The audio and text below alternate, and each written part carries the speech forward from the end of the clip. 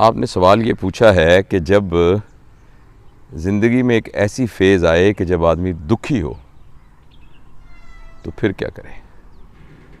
اچھا، ایک بات تو یہ ہے کہ جیسے موسم ہوتے ہیں نا، ایسے دکھ کا موسم بھی ہوتا ہے اور موسم کے بارے میں اہم بات یہ ہوتی ہے کہ موسم جو بھی ہو گزر جاتا ہے. سردی بھی ہو تو گزر جاتی ہے، گرمی بھی گزر جاتی ہے، خزاں بہار بھی گزر جاتی ہیں. تو دکھ اگر انسان پہ کسی وجہ سے ہو نا، تو سب سے پہلا میسج تو یہ ہے کہ اس نے گزر جانا ہے. دوسری بات یہ ہے کہ تکلیف اور دکھ میں فرق سمجھنا بھی بڑا ضروری ہے. تکلیف تو یہ آتی ہے کہ آدمی بیمار ہو جائے. تکلیف یہ ہے کہ خدا نہ خواستہ کوئی اور ٹریجڈی ہو جائے، فائنینشیل ٹریجڈی ہو جائے، کوئی سوشل ٹریجڈی ہو جائے، اپنے پیاروں میں سے کوئی ٹریجڈی ہو جائے، کوئی ملازمت کا مسئلہ ہو جائے، کوئی اور رشتوں کے سلسلے کے اندر انکنوینئنس ہو جائے. یہ ہے کہ جب آدمی تکلیف میں ہوا. لیکن دکھ جو ہے وہ اس سے بالکل مختلف چیز ہے.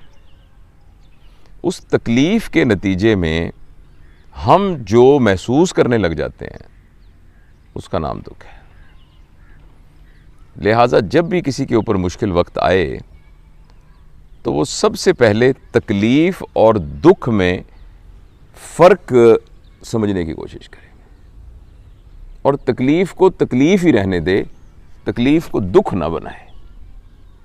لیکن پھر بھی انسان ایک اپنی پہلے کی پری کنڈیشننگ کی وجہ سے، اپنے مزاج کی وجہ سے یا حالات کے بہت زیادہ پریشر کی وجہ سے بعض اوقات اس تکلیف میں سے دکھ کو نکال لیتا ہے. اور دکھ اصل میں وہ کہانی ہے جو اس نے اس تکلیف کی روشنی میں بنائی ہوتی ہے. یعنی کسی کے ساتھ کوئی تکلیف دہ امر پیش آیا، اس تکلیف دہ امر کو ایک مرکزی خیال بنا کر اس نے ایک کہانی ڈرافٹ کی اور اس کہانی کا جو سب سے مظلوم کردار تھا اس میں اس نے اپنے آپ کو رکھا اور اپنے ذہن میں اس ڈرامے کو پلے کرنا شروع کر دیا. اور وہ کہانی سے کہانی، اگلی قسط، اس سے اگلی قسط، اس سے اگلی قسط، وہ کہانی چلتی رہی اور وہ اس مظلوم کردار کو باقی کرداروں کے ہاتھوں اذیت پہنچاتا رہا.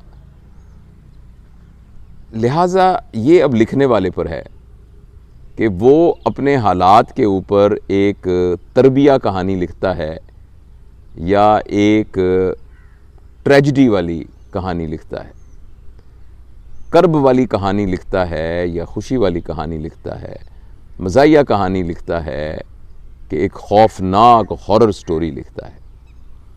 لہٰذا ایک بات تو طے ہے کہ زندگی کی جب گاڑی چلتی ہے تو جیسے چلتی گاڑی پنکچر ہو سکتی ہے، اس پہ کوئی پتھر لگ سکتا ہے، اسی طرح اس کے پرزے میں کوئی خرابی آ سکتی ہے. تو زندگی کی گاڑی میں بھی بعض اوقات ایسی کیفیت آ جاتی ہیں کہ جس کے نتیجے میں انسان دکھی ہو جاتا ہے.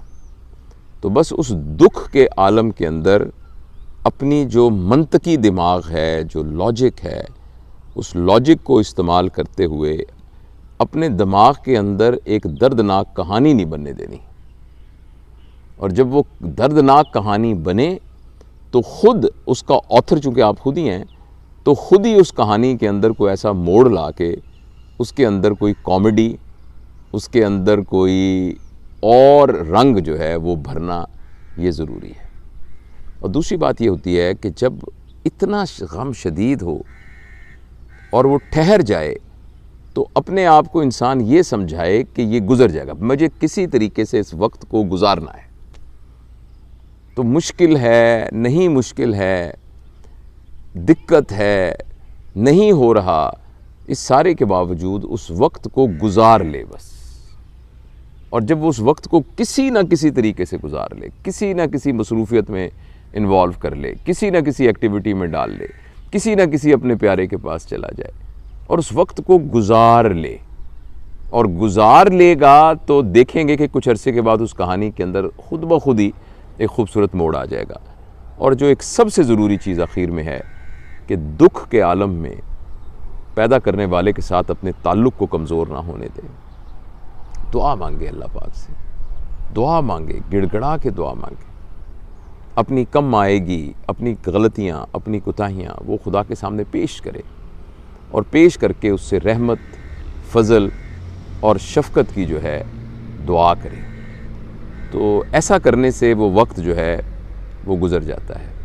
ایک بہت مشہور فقرہ ہے کہ آپ نے کروڑ دفعہ سنا ہوگا کہ یہ وقت نہیں رہنا. تو وقت کی تو خاصیت یہ ہے کہ وہ نہیں رہتا. تو جس طریقے سے خوشی تھی اور وہ نہیں رہی، تو غم تھا وہ بھی نہیں رہے گا، وہ ختم ہو جائے گا. یہ ہے آپ کے سوال کا جواب.